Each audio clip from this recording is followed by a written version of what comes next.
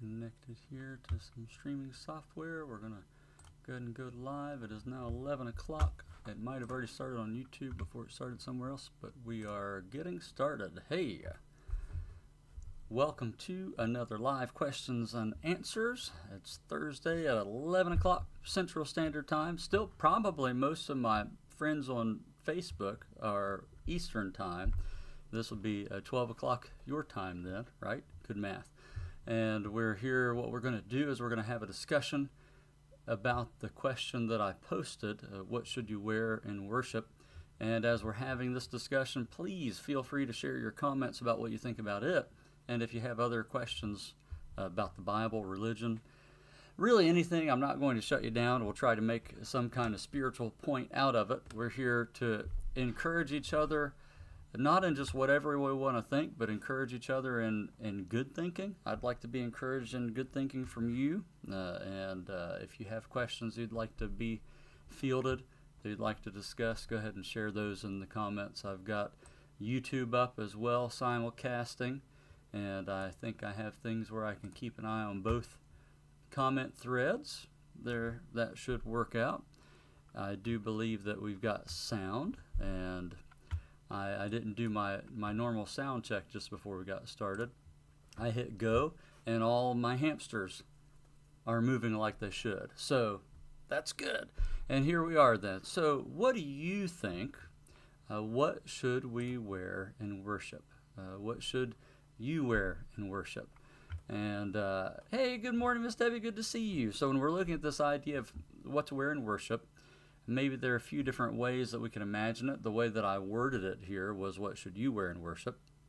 And you might say, what's it matter to you what I wear? And in part, you'd be right.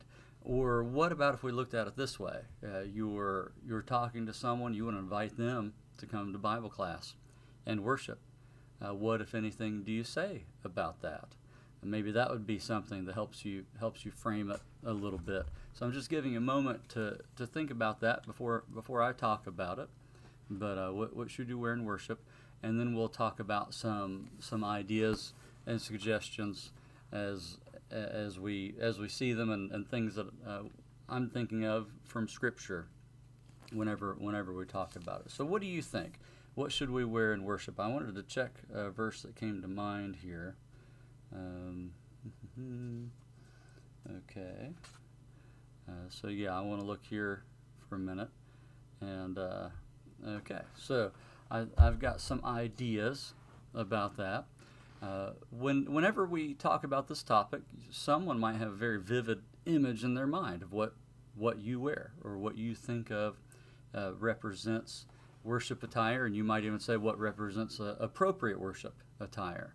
And so when I'm asking what should you wear, I'm not saying what do you wear or what do you observe being worn. That could be something you might say, well, I imagine a lady wearing a full-length dress and a hat. Maybe that hat has some flowers on it, or feathers, or a little veil on it. Maybe you imagine a man in a three-piece suit. Maybe he's got a nice tie, maybe a bow tie. Those have come and gone in a trend, right? And a suit jacket. Maybe that's something you imagine. But if you're inviting someone to worship and they say, what should I wear? I wanted to start that way because the idea of inviting someone, you want them to come and worship. You don't want to put any hurdles in their way to come and worship, but at the same time, you wouldn't want to put them in a spot where they'd be doing anything wrong. So is there something that they ought to know about? You wouldn't want to set them up to fail in visiting worship, right? So if you're asked, what should I wear to worship if I'm going to come and visit? While you're thinking about that again, I'll go ahead and talk about why I worded the question that way. What should you wear to worship? Whenever we're looking at this idea of worship, I didn't want to say, what should you wear to church? Because we see in Scripture that the church is made up out of the people. And wherever we go, we're members individually, we see in 1 Corinthians chapter 12 as the church is being discussed. So whenever somebody asks the question, what should I wear to church, they're thinking about that place where the church assembles, that people often call the church, but it's actually a church building. It's a church house. I've heard people use that phrase, and that fits and is more accurate than saying the church.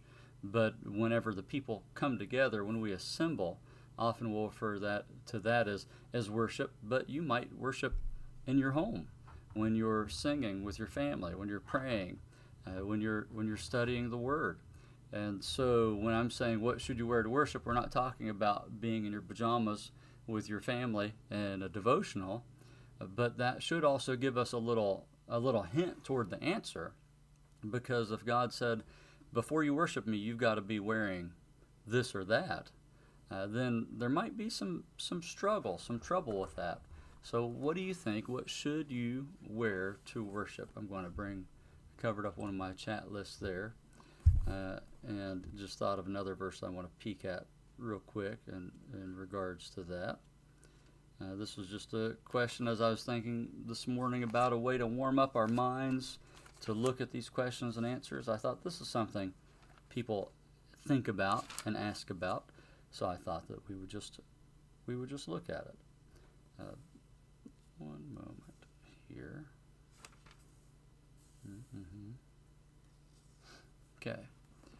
So my thought, whenever we're looking at this, what should you wear to worship, is I wanted to couch it in that language of you're inviting somebody, because especially when you're inviting someone, you don't want to put any unnecessary thing in their way of coming and hearing the gospel preached, of having an opportunity to learn about God and how to serve Him faithfully.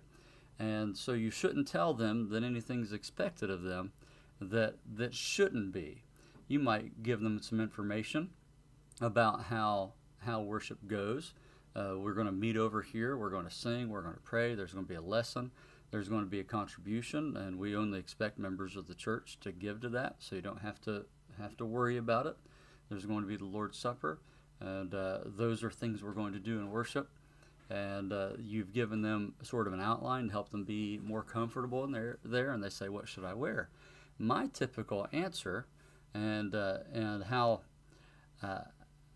light and funny I am about it depends on the person, but I'll say something to the effect of, it doesn't matter what you wear, make sure you come dressed, something like that. But I would even say, whenever someone would come to worship and they'd be inadequately clothed because of their ability, that we see in Scripture that we should do something to help them out.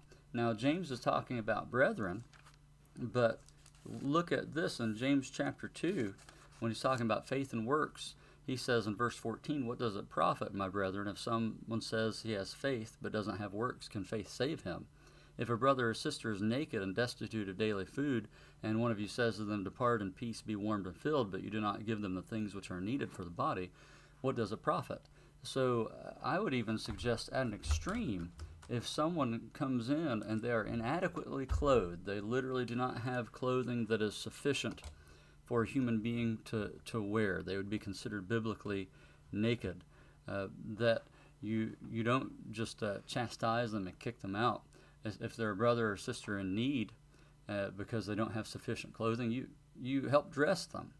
If they're someone who's visiting, they don't know any better or something like that, then there's education that needs to happen. So even in that regard, there are people in Scripture who are in need, and we're meant to show a compassion. Now, someone just has a flagrant disregard. They're trying to make a point. They're trying to disrupt things. That becomes a whole other issue. But someone saying, what should I wear? I say, come dressed. I'll give them an average of what people are wearing, and I'll tell you why here in just a minute. But I'll say we'll have people in jeans and a T-shirt. We'll have people in a suit and a tie, like me on a Sunday, and everywhere in between. Because for a visitor getting started, learning about the gospel, maybe not knowing much or anything about it, I don't want that to be something in the way. They come clothed and ready to listen. And that gets more to the point for everybody. You'd be hard-pressed to find a scripture that talks about the attire we ought to wear needing to be nice enough as far as the physical clothes that we wear. You would especially have a trouble with talking about dress pants or a tie in Scripture, or a dress and a hat.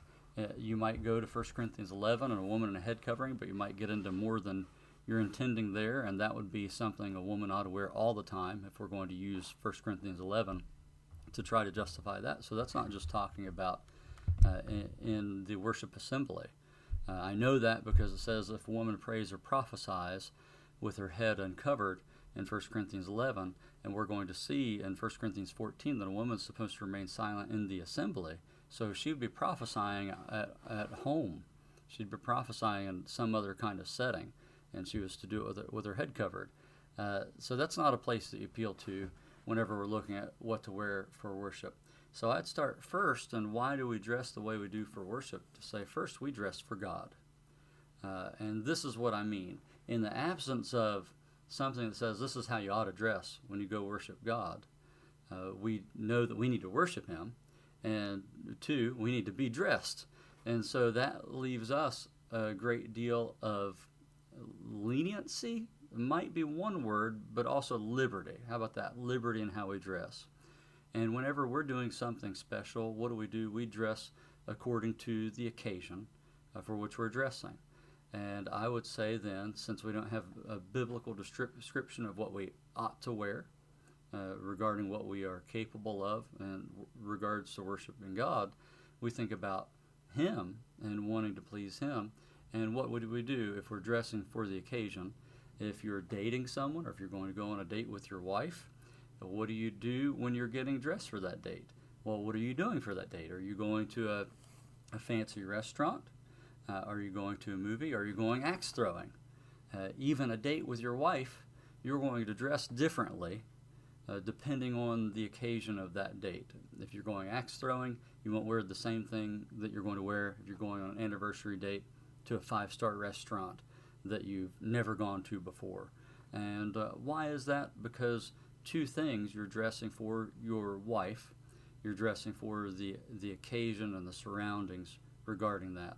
And whenever we consider then that the scriptures don't say this is how you always ought to dress, in God's wisdom, He didn't do that because the circumstances change. He doesn't change, but where we will be, how we will be, the people with whom we will be meeting, it changes. And so if you say, no, somebody always ought to wear, a guy always ought to wear a suit jacket and a tie and dress pants.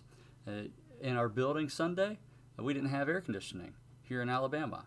Now, it didn't get terrible, but also if you're in Kenya and you say you've always got to wear a suit jacket and dress pants and a dress shirt and tie, though there are brethren who do it. But what if it became a health risk that you might stroke out if you were in 100-degree weather, 100-degree Fahrenheit weather in Kenya? You've got to wear that. You can't find it in Scripture. And so there might be a time where you dress in something else. After all, what our predecessors in Christianity would have been wearing would have been flowing robes. And fundamentally, the things that the men and the women were wearing would have been very similar, just with different ornamentation whenever we're looking at how they would have been distinguished from each other. That had their undergarments, their cloak, and they would have been wrapped up. And now that's how they would have dressed, and they might, if they were wealthy, they would have had more options. If they were poor, they would have done well to be able to wash their undergarments while they wore their over, and wash their outer garments while they wore their undergarments in a little more private way. So that's what they would have worn, and that'd be one reason in God's wisdom they didn't say, well, if you don't have a suit and tie, you can't worship me. So we're thinking about God, though, and our capability of what it is we're doing. And we're also thinking about our situation. And so are we dressed for other people? We would be tempted to say, no, I'm just dressing for God. And we see God in this verse, but I would argue that we do have to take other people into consideration, and this is why. 1 Corinthians 9, Paul says, do not, we're going to go here from 9:19. For though I'm free from all men, I've made myself a servant to all, that I might win the more. And in this line of thinking that we're talking about how we dress, we're accountable to God, and our main goal is to please Him. But though Paul recognized that, he's made himself a servant of all, that he might win the more. Jesus said, if you're going to be a ruler of all, be servant of all. Paul said he wants to win what's he want to win men to? He wants to win men to Christ through the gospel. And he says, and to the Jews I became as a Jew, that I might win the Jews, and to those who are under the law, as under the law, that I might win those who are under the law. To those who are without law, as without law, not being without law toward God, but under law toward Christ. He's saying there are people who weren't living according to the Jewish law. He wasn't living lawlessly. He was living with law toward Christ. And if those who were living under the Jewish law still, he was behaving himself in a way that wouldn't be flagrantly contradictory to that. And he even would go through some things in the temple with people so that they would know that he wasn't against the Old Testament law. It hadn't ended. He says, but what's he doing? He's doing this so that he might win those who are without law, who are under the law, who are Jews. Verse 22, to the weak I became as weak, that I might win the weak. I have become all things to all men, that I might by all means save some. Now this I do for the gospel's sake, that I may be partaker of it with you. I'm not doing this to hold myself up as any kind of authority. This is just an example. One time I was inviting someone to worship. It was getting pretty close to service time on a Wednesday night. Usually and traditionally, we're more lax in our dress on Wednesday night anyway. And again, that's something else that tells you that there's not an absolute standard for attire in worship. Why Sunday night, if it's still the first day of the week, why Sunday night do we tend to dress down compared to Sunday morning? If the first day of the week is why we dress that way. But anyway, this person was very nervous. They didn't have very much, and they were concerned. And I was wearing jeans and a t-shirt at the time because I was in the middle of some things and helping them, and I just said, I'll go in this. And where I was at the time, that would be a pretty abnormal thing for me to go in on Wednesday night, but there would be brothers and sisters in similar clothes. And they said, you will? But you're a preacher, and you'll go in that. And I said, yes, I wanted to make that point. And I felt like in some small way I was being all things to all, that I might save some. I was showing them that, and they came.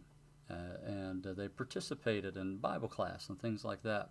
They, whenever we look at this and being all things to all, it gives us a balance that sometimes we think we have a pretty easy, simple answer for something. How should you dress in worship?